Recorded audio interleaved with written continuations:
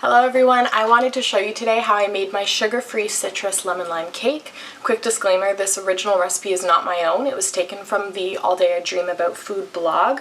The original recipe was a lemon coconut cake, but I made a few alterations. So for that reason, I will not be giving exact measurements, and if you want to make it yourself, you can head over to the blog so Carolyn can get the traffic for her own original recipe. I will be pointing out the differences that I made in the recipe, but for the most part, I just copied it from there and then made a few tweaks. So I hope you enjoy. If you have any questions or comments, please, of course, message me and I'd be more than happy to answer them. So first, starting off, we are just going to be making the lemon curd. Like I said, this came from the blog of All Day I Dream About Food. I've made it quite a few times. It uses full eggs. I've never had it curdle on me. It's super easy, so it's one that I go back to quite a few times.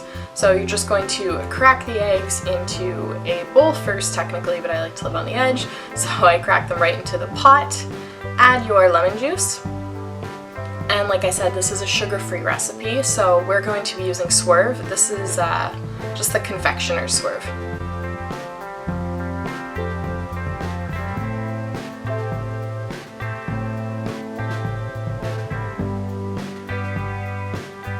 So once you've got everything together, you're just going to grab a whisk and mix the whole thing together, and then pop it over on the stove on a low heat, whisking continuously, and after a while it gets this really nice thick creamy texture.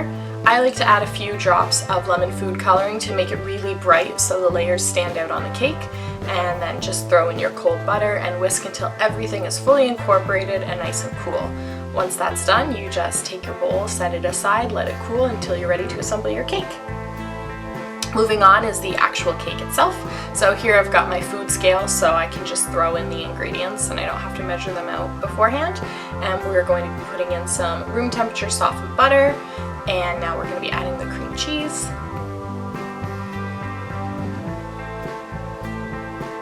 And the sweetener here is the monk fruit sweetener, which is also a blend with erythritol as well, so it measures cup for sugar. Super easy, and this is the granulated one. Here I'm adding lemon emulsion. Honestly, I don't know the difference between emulsion and extract, but it's super lemony, so I'm making a lemon cake at this point. I swapped out the lemon emulsion for the coconut extract in the original recipe. And then you're just going to cream everything together till the mixture is nice and fluffy.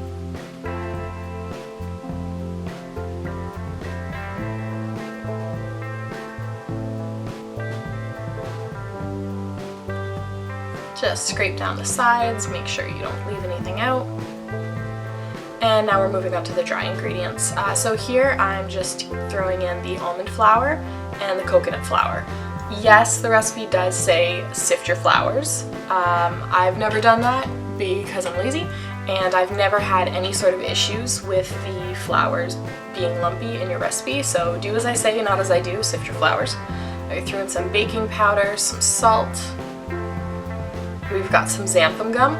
If you are not used to low-carb baking, xanthan gum is a very popular product in low-carb baking. I don't think it replaces the gluten, but it does kind of act as a stabilizer, because of course you do have to make adjustments with low-carb baking that you normally wouldn't be making with, say, traditional flour or cake flour. So I'm just whisking everything together until fully incorporated. And this recipe does call for quite a few eggs and egg whites. So here I'm pouring in the egg whites. My bowl is sitting on a scale so I can measure out how many egg whites.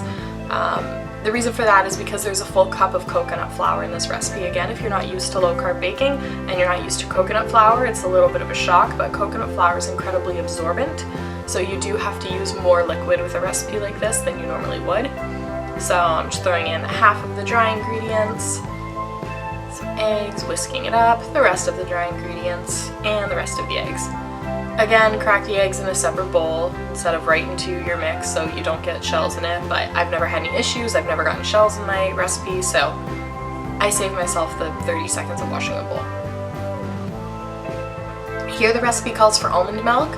I'm just putting a regular 2%. It does have a higher carb count, but Steve and I are a little more strict when it comes to sugars and less so much with carbs in our dishes, so we're not too worried about stuff like that. Feel free to use almond milk if you want. Now I'm going to take 2 cake pans and line them with parchment paper, and that was just some almond oil spray. At this point, I was thinking that the cake was a lot thicker than I thought it was going to be. I thought that the recipe was going to be a lot more of a liquid and pour it in, but if I had to describe it, it was almost like that magic Crayola clay that you can play with, where it's very kind of fluffy, and it kept sticking to the spatula. So I found just lightly pressing it down with my fingers did the job perfectly. So yes, they're clean, wash your hands. And then just tap down both cakes, remove any air bubbles, pop them in the oven. Now because I used 2 8-inch pans instead of 2 6-inch pans, I did them at 375 for 10 minutes and then 325 for 15 minutes. I gave them an extra 5 minutes because they didn't look quite done. I pulled them out and let them cool. And now moving on to the lime frosting. Now for this, I didn't follow any sort of a recipe. I just kind of threw everything in as I thought it looked good. So in the bowl now we've got cream cheese, butter, a big glug of lime juice, and there is the zest of a lime as well. I wanted it to be very bright, very, very vibrant, very citrusy. So I'm just whisking everything together, and looking back, I wish I hadn't put in as big a glug of cream as I did. The frosting was not as thick as I would have liked it to be, just a touch, but I mean, I was just going by feel. And so here I'm just adding a bit more lime juice, and then there we've got the confectioner's swerve again, and I'm just adding that to taste. So I mix it around, taste it, if I want it sweeter, mix it, and I just kept going until it was the sweetness that I wanted. And then I wanted my cake to look pretty, so I made a very quick lime glaze, which was literally just lime juice, confectioner's swerve, mix it around, taste it, make sure it's not too limey.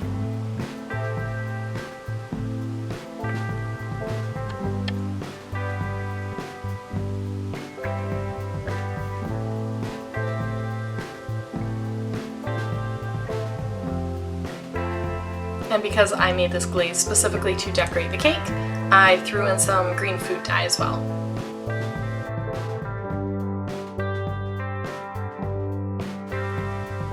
And once that was done, I just set it aside until I was ready to assemble the cake. So once your cakes have thoroughly cooled, just run a knife around the sides and flip them over. Now because this is a coconut flour cake, yes there's almond flour in it too, but a full cup of coconut flour, it has a very dense, almost like a very dense angel food cake texture. So the layers were very, very wet, but they were fully cooked, so they were incredibly moist, and the end result reminded me a lot of a lemon loaf if you've ever had one of those.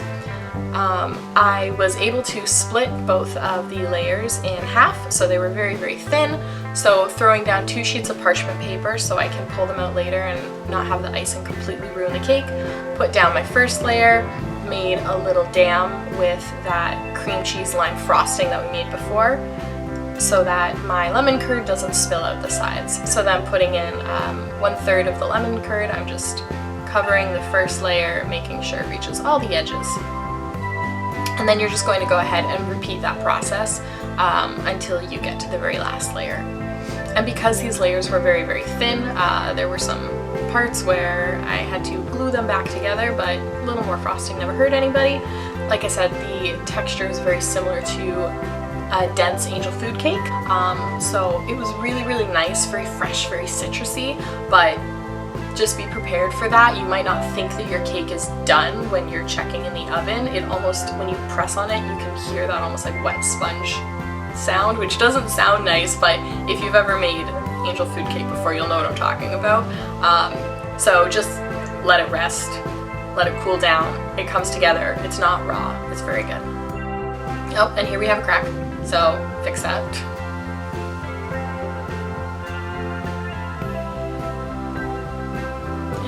Last bit. And admittedly I saved my ugliest layer for the top because I knew that it was going to get that thickest layer of frosting.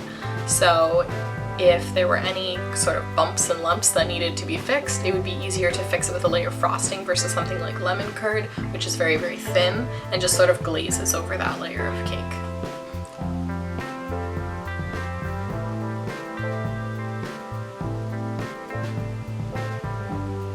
So I had a little bit of frosting left over in my bag that I used to pipe, so I just threw that on top. put a healthy amount on top with a spatula, and then started to attack the sides. Like I said, this frosting was a little bit thinner than I would have liked, just a touch, so it wasn't sticking as well as I would have liked it to.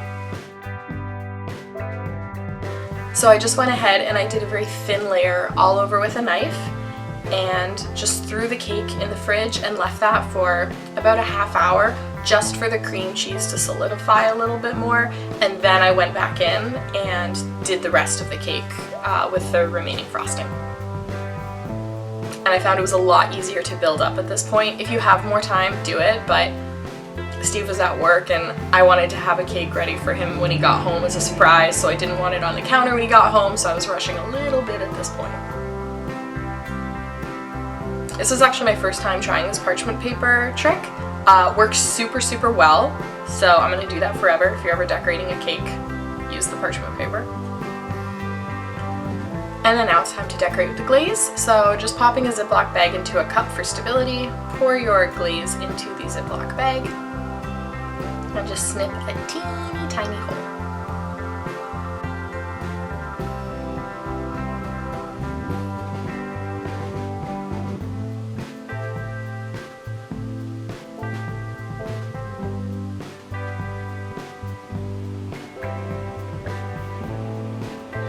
And previously I had just grated up some extra lemon zest and lime zest to decorate the cake, bring the whole thing together. So I'm just taking whatever I had left and sprinkling it over the top of the cake. The cake held together beautifully. It was really nice and dense and moist. Again, it was kind of like a really moist angel food cake. The layers were really nice and separated. The lemon curd stayed where it needed to go. It didn't soak into the cake or anything like that. That lime glaze on top I thought was the perfect addition. Really nice and bright, but too much of it would have just been overwhelming. If you have a chance to try this out, I'd highly recommend it. Otherwise, please check out the All Day I Dream About Food blog. I love all of her recipes. Every single one's been a winner. So thank you so much for watching, and I hope you have a great day.